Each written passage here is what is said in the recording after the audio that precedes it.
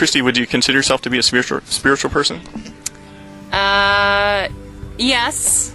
In regards to what that means, though, not in the sense of like organized religion, but yeah, I think I believe in some sort of higher being. But not very religious.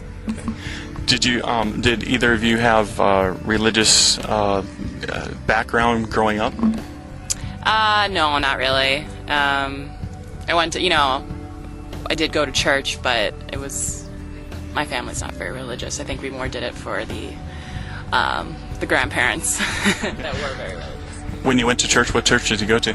The Catholic church. Well, we started out Catholic, but my mom converted us to evangelists, and my grandparents were the head of our evangelical church, so we went to church a lot, and then we did like church groups and gatherings, and I was pretty into the church scene when I was younger, and then when I came to Madison, kind of thought about things differently, I guess. What changed your mind in Madison? Well, my grandparents were really strict, and I realized coming to Madison that a lot of the things that happened here, a lot of the people here, they probably wouldn't be very accepting of, and it kind of made me think twice because I was friends with a lot of these people, and I got to know them and got to accept like different things, and so I just kind of thought twice about the way I was brought up and the things I was brought to believe. You said you believed in God. Why do you have that belief? I think I more just believe in a higher being. I don't know if it's necessarily God or what it is. I guess it's more, I think, almost a comfort, I think, actually. Just, people have passed on to think that their spirits are still alive somewhere. Okay. I think it's kind of a comfort. Okay. And you? I don't know if I necessarily believe in a God, but I believe that we're all connected somehow by a certain energy or something, and those connections really stick. Or, there's something more, but not necessarily a person. Maybe like I would hope so. Yeah. I mean, do you mean like in what I believe in? If they would think I was a good person? I hope so. I mean, I guess all you can do is try your best, because I don't really know what the level of good is considered. So. Okay. Yeah. Okay. In your whole life, how many lies do you think you've told? How many what? How many lies do you think you've told? Lies that I've told? Oh my gosh, I don't know. Like white lies? Lies. Lies, like really big lies? Like real lies. Where your conscience kicks in and says, boy, that wasn't true. No, not many. Really. Not many. Very few. But you've told a few. I feel like I must have, but I don't really remember. I can't think of a specific time, no. Okay, and you? I've lied.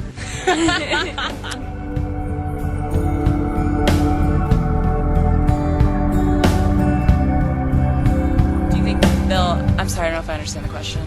Does that require you to believe in that person and that there is such a thing? Because I don't believe that that's what happens.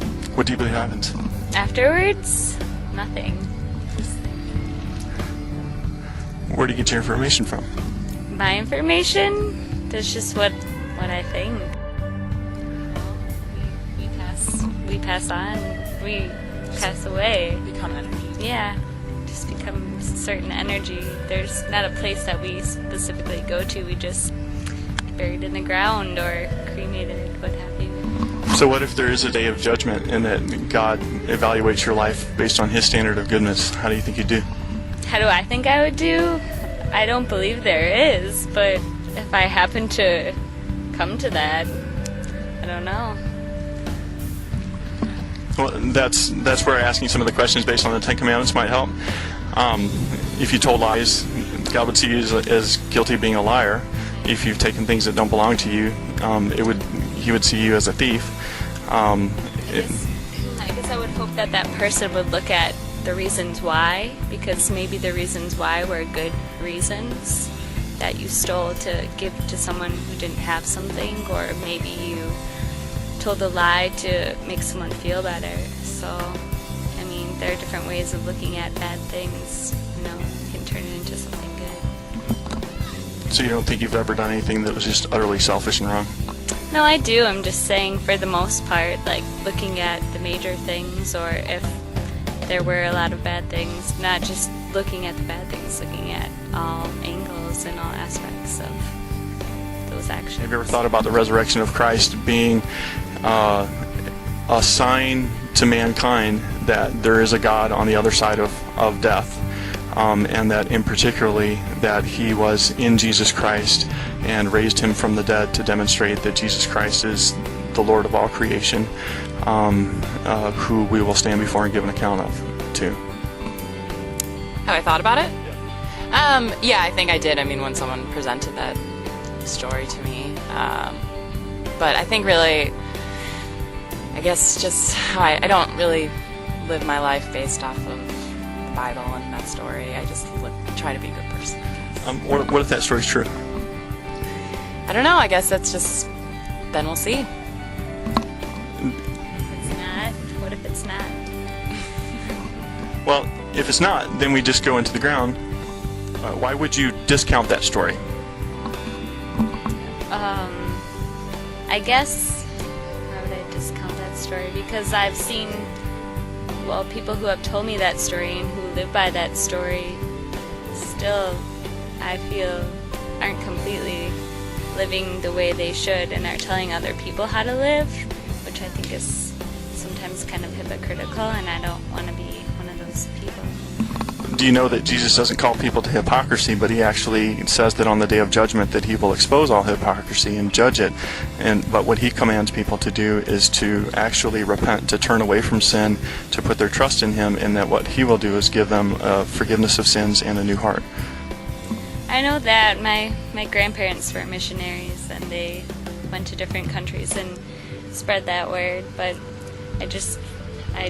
there hasn't been anything strong to make me, to really turn me to believe in that, or to make me truly want to live by that. Is there any reason that you would consider to not be true? It's such a hard question. I mean, who really knows the right answer? So I just kind of, yes, I mean, I've thought about it, and I guess it just, like Danielle said, I mean, there hasn't been something that's really, I guess, convinced me to believe in it, but I don't think there's anything wrong with believing in it, you know? I just teach his own. Okay.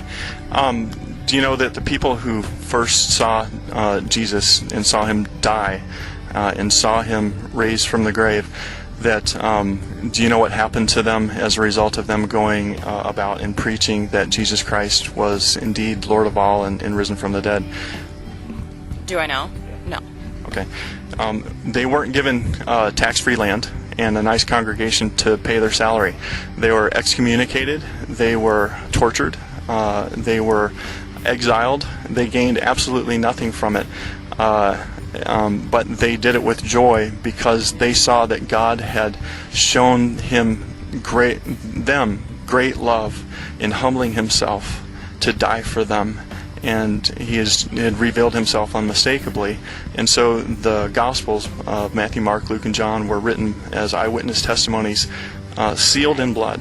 I've heard a lot of the stories, and I've read a lot of the Bible, but the Bible is the Bible, and you can choose to believe in the Bible or not, but whatever comes from the Bible, if you don't believe in the Bible, is just a story, I guess. Could it be a true story, though? It could, I haven't seen, I guess you just need proof.